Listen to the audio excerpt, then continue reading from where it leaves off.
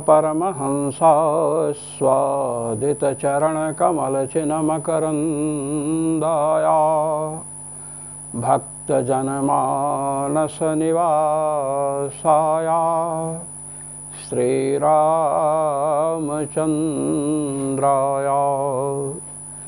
श्रीहनुमते नमः। जगद्गुरवे श्रीरामानन्दाचार्याय नमः। श्रीमद्गुरुभ्यो नमः। सर्वेश्वर श्रीरघुनाथो विजयते तरा। आज हम केनोपनिषद के तृतीय खंड के द्वितीय गद्यांश की व्याख्या करने हेतु प्रस्तुत हैं।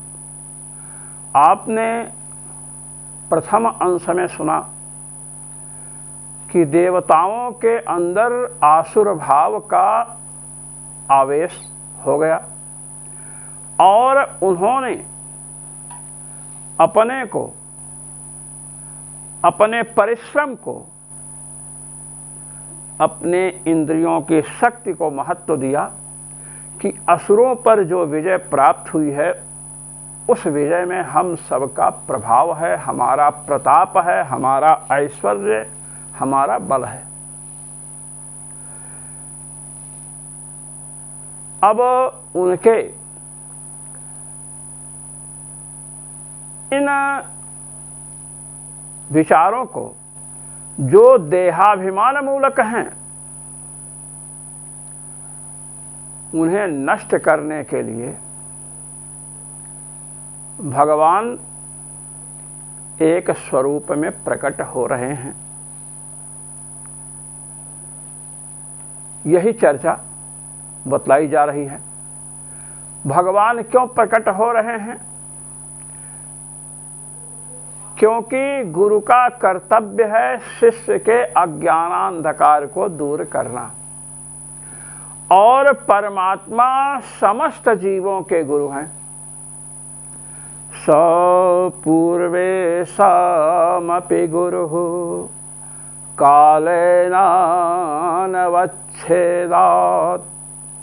वे परमात्मा पूर्वेशामपि, पूर्व में उत्पन्न सनक सनंदन सनातन सनत कुमार और श्री ब्रह्मा जी इन सबके गुरु हैं, इन सबके भी गुरु हैं। अपि शब्द से बतलाया गया अस्माकम अपि। हम संसार में विचरण करने वाले जितने प्राणी हैं हम सबके गुरु भगवान हैं। यदि हम भगवान में गुरु भावना रखें तो भगवान भी हम में शिष्य भावना रखेंगे और जिस प्रकार एक डूबते हुए शिष्य का उद्धार गुरुदेव आकर के करते हैं, इसी प्रकार परमात्मा भी हमारे उद्धार के लिए निश्चित ही आएंगे। देवताओं को देहाभिमान प्रचुर मात्रा में है। देवता जब भी कोई आवश्यकता होती है तो भगवान की ही शरण लेते हैं। तो भगवान से इनका संबंध है, भगवान सबके गुरु हैं, इसका इन्हें परिज्ञान है। इसलिए अकारण अहेतुकी कृपा करने के लिए भगवान इनके सामने प्रकट हुए, क्योंकि आज एक नहीं हजारों शिष्य, वह भी देवकोटि के हैं, उनका देहाभिमान उन्हें उनकी स्थिति से गिराने के लिए उद्बुद्ध हो चुका है। इसलिए भगवान प्रकट हुए। तेभ्यो प्रादुर्बभूव तन्न व्यजानत किमिदं यक्षमिति।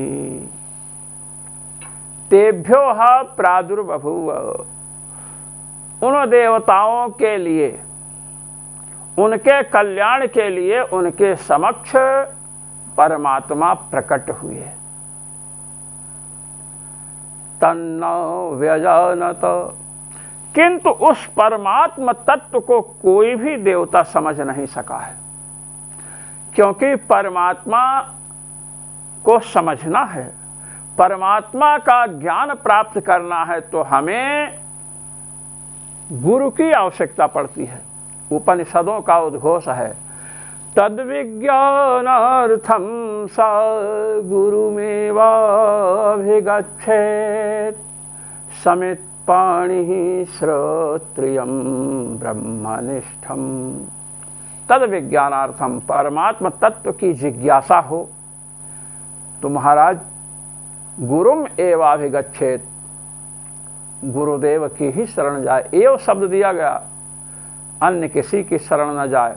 अपने बुद्धि विद्या बल से हम भगवान को जान लेंगे, ऐसी कल्पना भी नहीं करनी चाहिए। नैसा तर्केण मतिरापनेया। इसलिए अब देहाभिमान ग्रस्त हैं देवता, आसुर भाव का प्रवेश हो चुका है मन बुद्धि इंद्रियों में, इसलिए अपने को ही सब कुछ समझने लगे।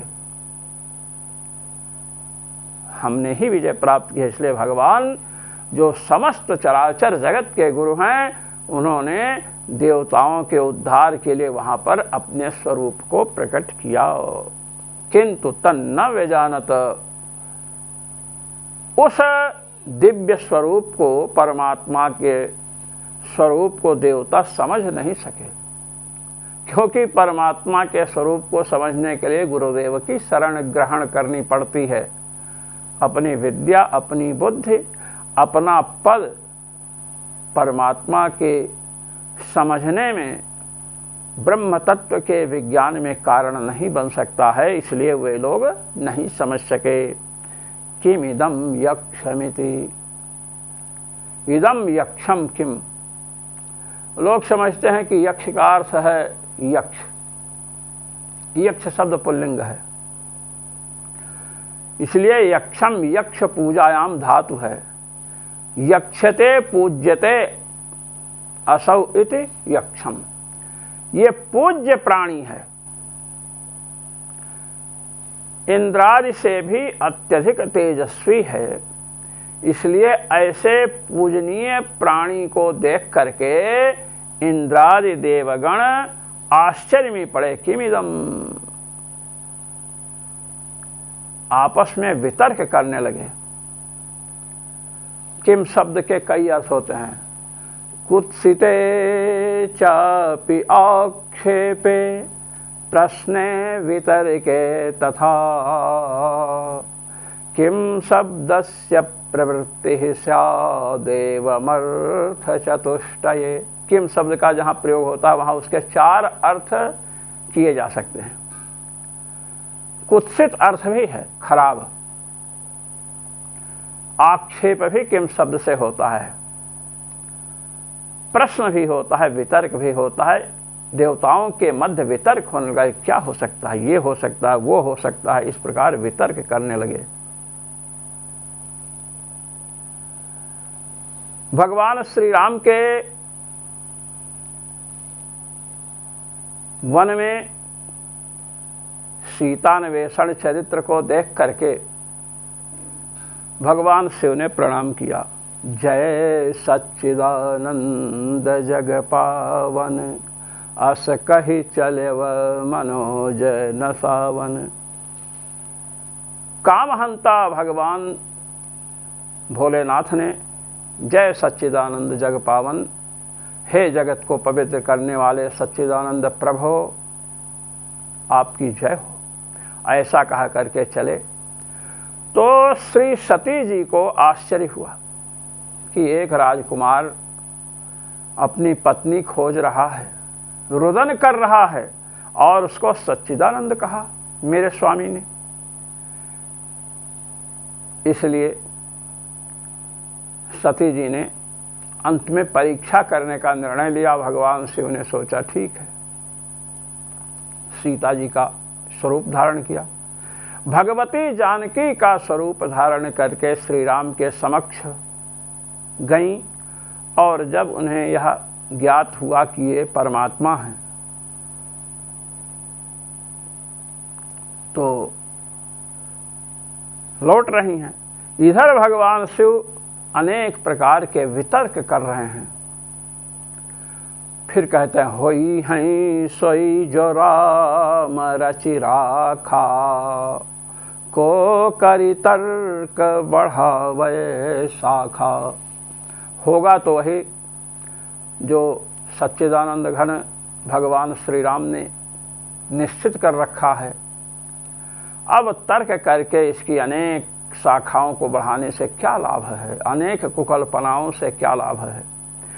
देवताओं के मध्य वितर्क हो रहा है, ये कौन है, कौन है। यक्षम यक्षते पूज्यते असौ इत यक्षम, ये पूज्य प्राणी कौन है। आपस में कोई निर्णय नहीं हुआ। क्योंकि यह प्राणी अत्यंत तेजस्वी है, इसलिए अत्यंत तेजस्वी अग्निदेव को देवताओं ने उसके समीप भेजा। ते अग्निमब्रुवन, वे अग्निदेव से बोले क्या, जात वेद एतद्विजानीहि किमेतद् यक्षमिति। हे जात वेद, आपसे वेदों की उत्पत्ति हुई है, वेद आपसे प्रकट हुए हैं।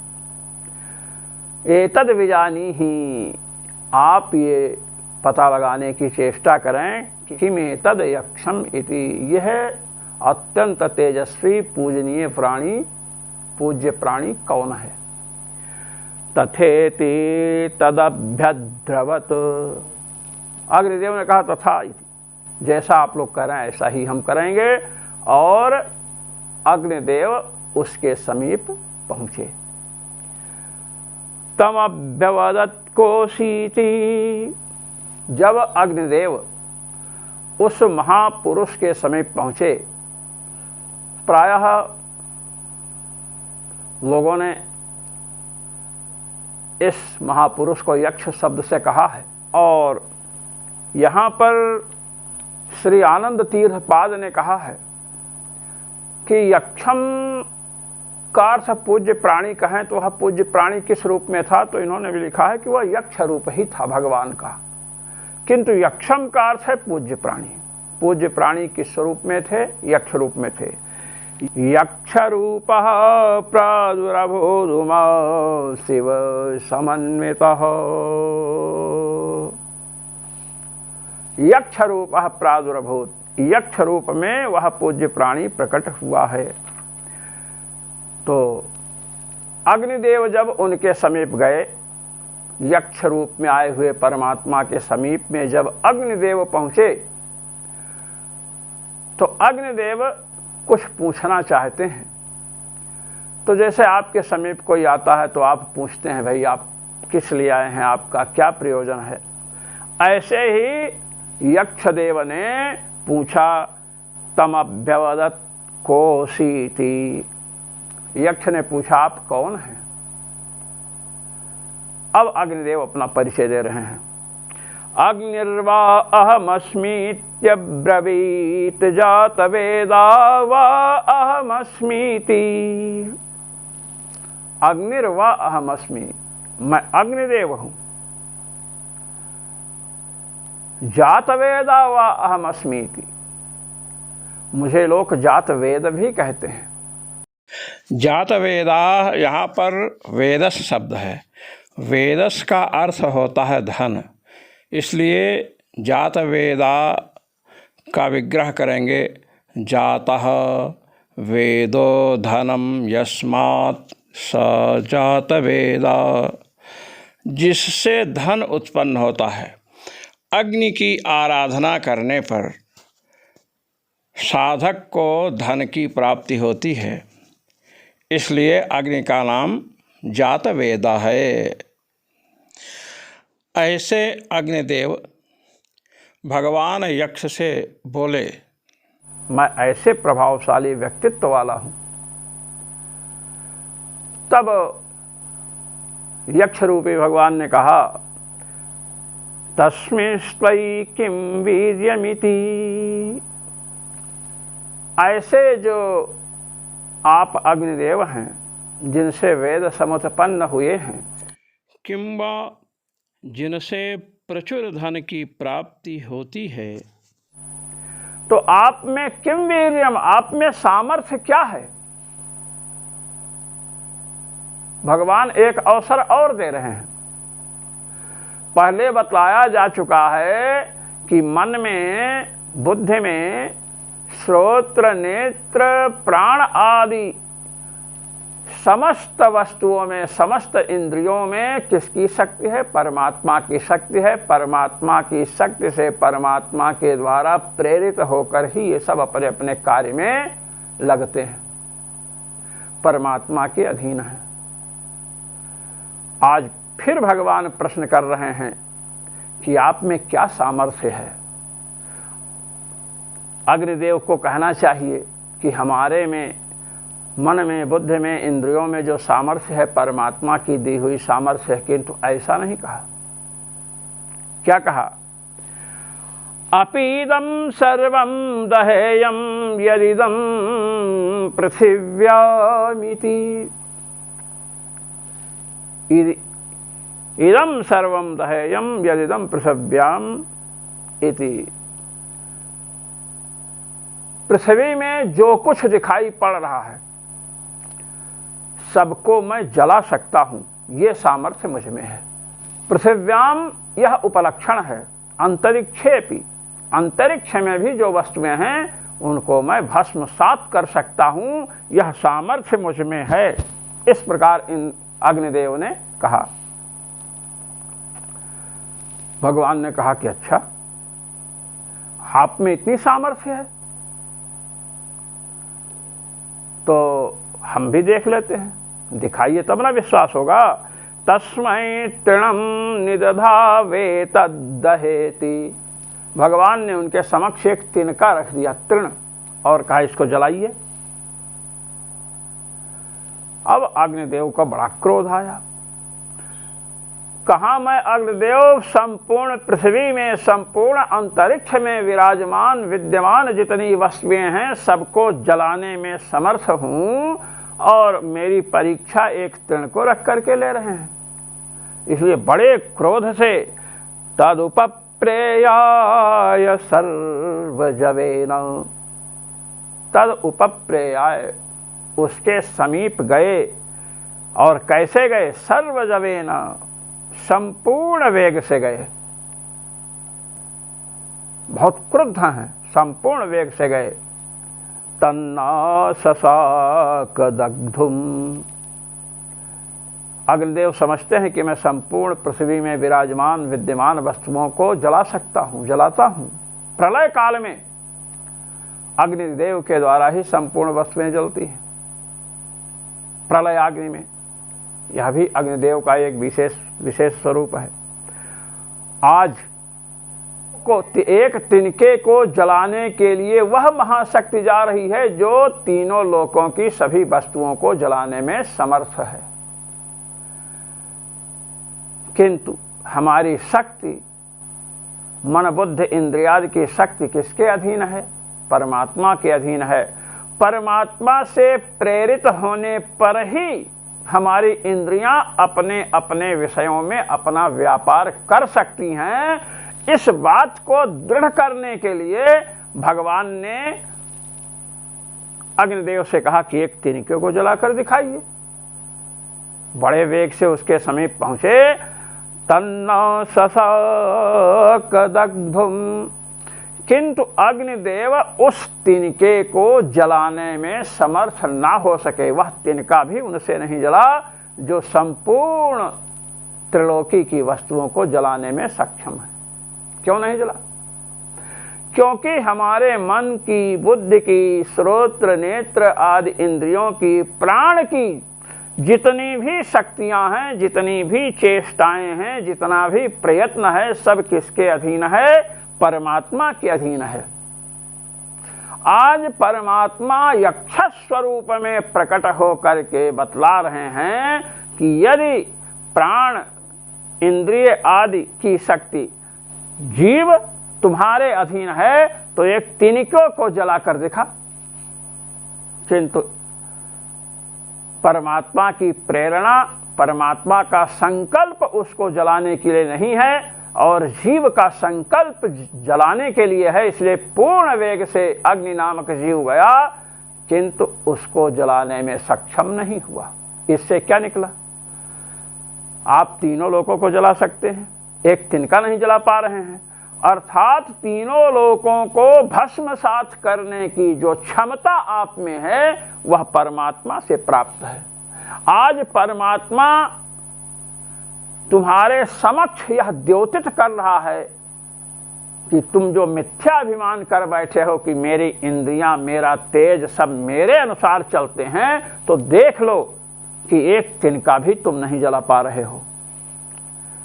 जब तिनका नहीं जला स तत एव निवृत्ते, अग्निदेव उसी समय वहां से लौट आए। देवताओं ने पूछा क्या पता लगा? कहते हैं नई तद सकम विज्ञातुम यदे तद यक्षमिति। इन्होंने कहा कि मैं नहीं जान पाया कि ये यक्ष, यह पूजनीय प्राणी कौन है। अब वायुदेव को भेजा। अथ वायुमब्रुवन् वायवे तद्विजानीहि किमे तद यक्षमिति। देवताओं ने वायुदेव से कहा कि हे वायुदेव, आप पता लगाएं कि यह पूज्य प्राणी जो यक्ष स्वरूप में प्रकट है यह कौन है, क्योंकि यक्ष होता तो हम लोगों के देवताओं के अंतर्गत यक्ष में कोई यक्ष होता, ऐसा तो है नहीं, इसलिए आप पता लगाएं। तथेते तदभ्यद्रवत्, वायुदेव ने कहा जैसी आप लोगों की इच्छा, और महाराज उस यक्ष के समीप बड़े वेग से पहुंचे। अभ्यद्रवत्, अभि उपसर्ग पूर्वक द्रु धातु से लंग लकार में यह रूप बना है। यहां पर भी यक्ष ने ही प्रश्न किया, तम अभ्यवदत् कोसीति। भगवान यक्ष ने प्रश्न किया कि आप कौन हैं? वायुर्वा अहमस्मीत्यब्रवीन् मातरिस्वा वा अहमस्मीति। वायुदेव बोले मैं वायु हूं। मातरिस्वा वा अहमस्मि इति। मातरि अंतरिक्षे स्वयतीति मातरिस्वा। जो अंतरिक्ष में विचरण करते हैं उन्हें मातरिस्वा कहते हैं। मैं वायु हूं और मैं अंतरिक्ष में विचरण करने वाला हूं। भगवान ने पूछा तस्मिंस्त्वयि किं वीर्यमिति। ऐसे जो आप वायुदेव हैं, जो अंतरिक्ष में विचरण करते हैं, आप में क्या सामर्थ्य है? वायुदेव ने कहा अपीदं सर्वमाददीयं यदिदं पृथिव्यामिति। इस पृथ्वी में, पृथिव्याम उपलक्षण है, इस पृथ्वी में, अंतरिक्ष में जो भी वस्तु है उसे मैं ग्रहण कर सकता हूं और ले करके जहां चाहूं वहां फेंक सकता हूं। मैनाक पर्वत को वायुदेव ने ही समुद्र में फेंका था पकड़ करके, इसलिए उसने हनुमान जी को पुत्र कहा। पुत्रेति मधुराम वाणीम। कहा अच्छा तुम किसी भी वस्तु को लेकर के कहीं भी रख सकते हो? कि हाँ, ये तो हमारी जन्मजात सामर्थ्य है। तस्मै तृणमनि दधावे तदा दत्स्वेति।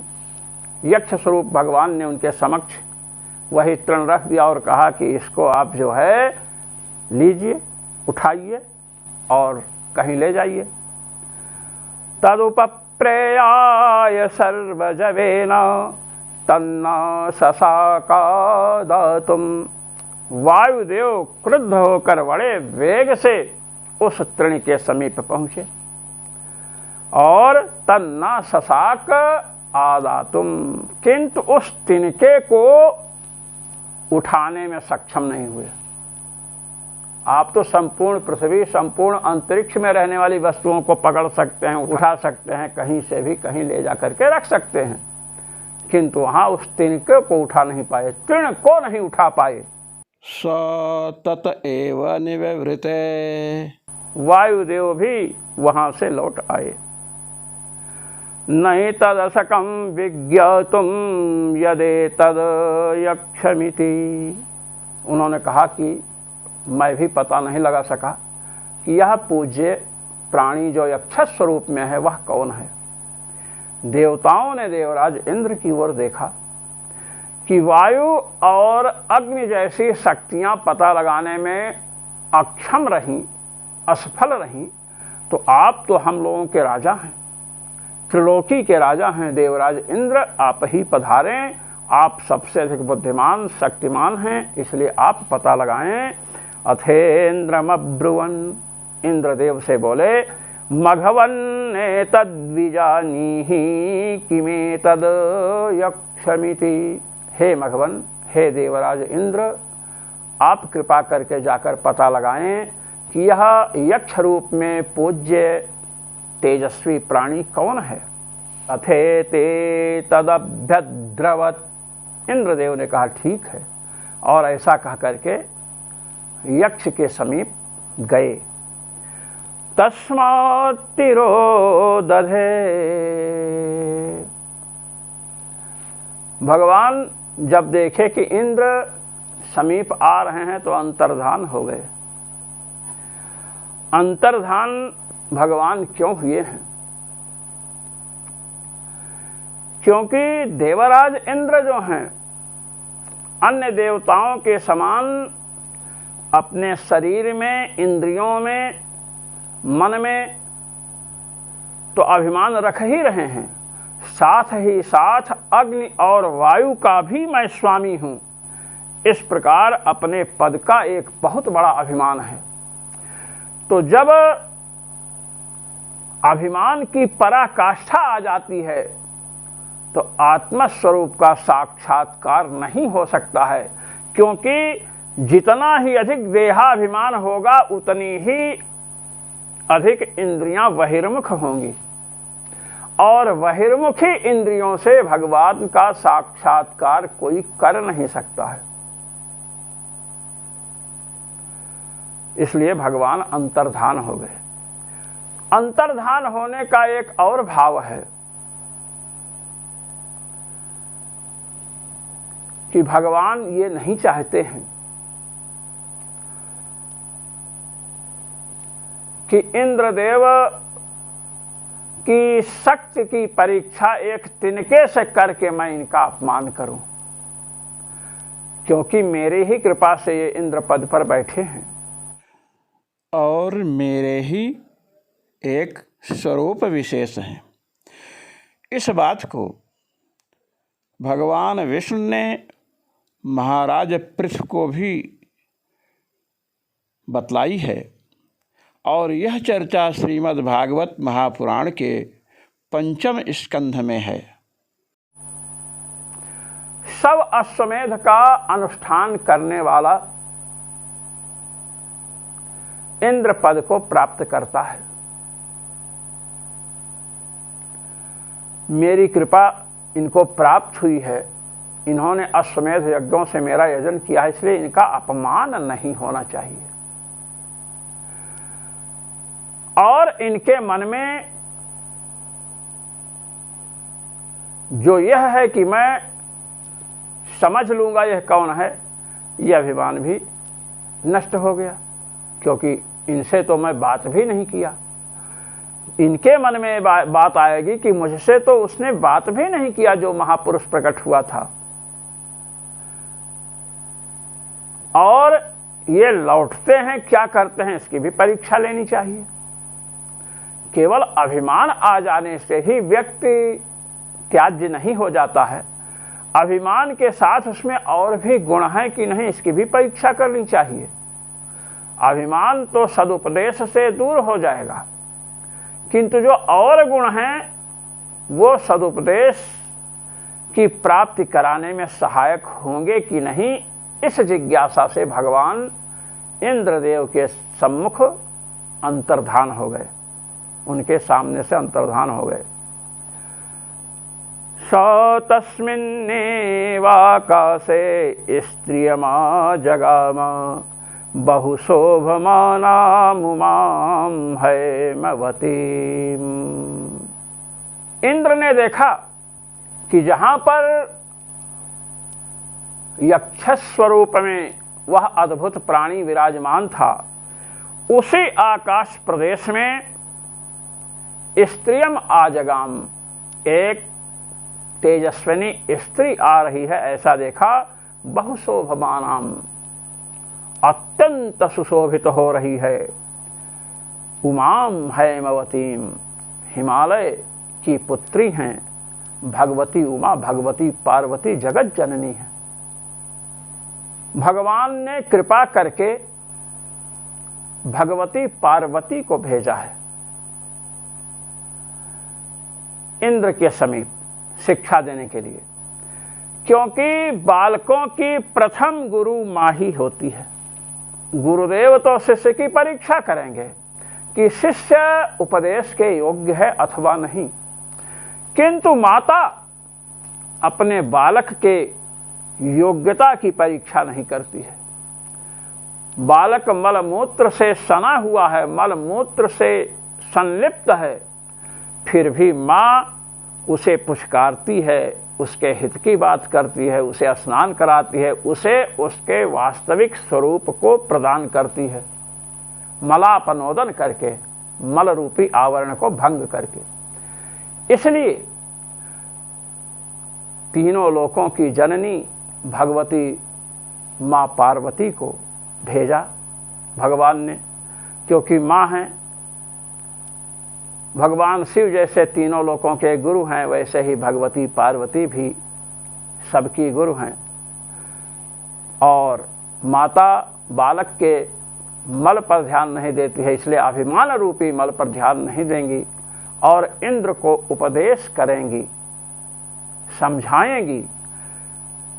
इंद्र ने ऐसी भगवती उमा पार्वती को देखा और प्रणाम किया। इस वाक्य में ददर्श क्रियापद का अध्याहार कर लेना चाहिए और सा का अन्वय ददर्श के साथ करें कि उन इंद्र ने भगवती उमा को देखा, और पुनः सा का आजगाम के साथ अन्वय करें कि वे भगवती उमा के समीप आए। ताम होवाच किमे तद यक्षमिति, प्रणाम करके कहा कि माता ये यक्ष रूप में प्रकट हुआ अत्यंत तेजस्वी प्राणी कौन था। इस प्रकार प्रणाम करके विनीत भाव से प्रश्न किया। कुछ भी हो, यदि हमें प्रश्न करना है तो प्रणाम पुरस्सर ही प्रश्न करना चाहिए।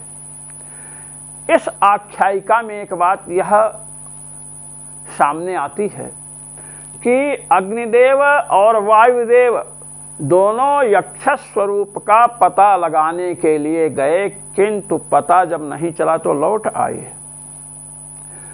जब देवराज इंद्र गए तो भगवान यक्ष अंतरहित हो गए, अंतर्धान हो गए, किंतु देवराज इंद्र लौटे नहीं,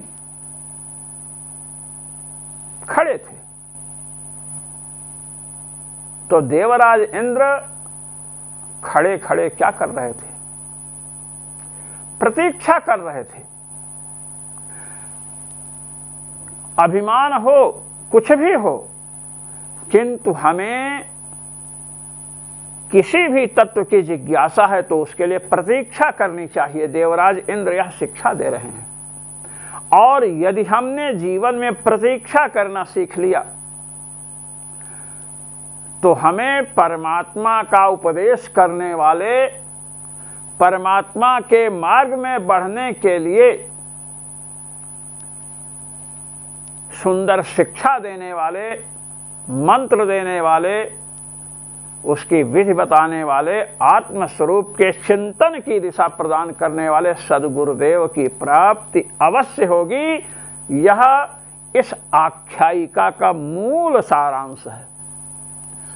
गुरु की प्राप्ति के लिए प्रतीक्षा करना सीखिए। भले ही आप तीनों लोकों के सम्राट, देवताओं के राजा इंद्र ही क्यों ना हो, आपका कोई भी पद हो, आपकी कोई भी योनि हो, आपका कोई भी अधिकार क्यों ना हो, सर्वश्रेष्ठ अधिकार क्यों ना हो, यदि आपको परम तत्व, परमात्म तत्व, ब्रह्म तत्व, भगवत तत्व की जिज्ञासा है तो आपको प्रतीक्षा करनी चाहिए। और यदि आपने प्रतीक्षा नहीं की तो आपको परमात्म तत्व का उपदेश करने वाले गुरु प्राप्त नहीं हो सकते हैं। आपको अग्नि और वायु देव की भांति हताश होना पड़ेगा। यह यहाँ पर शिक्षा इंद्र के आचरण से दी गई है। केनोपनिषद के पाठ में सम्मिलित होने वाले सभी मनीषी महानुभावों को सर्वेश्वर श्री रघुनाथ जी का अनंत अनंत आशीष और मेरी ओर से सादर सप्रेम जय श्री राम।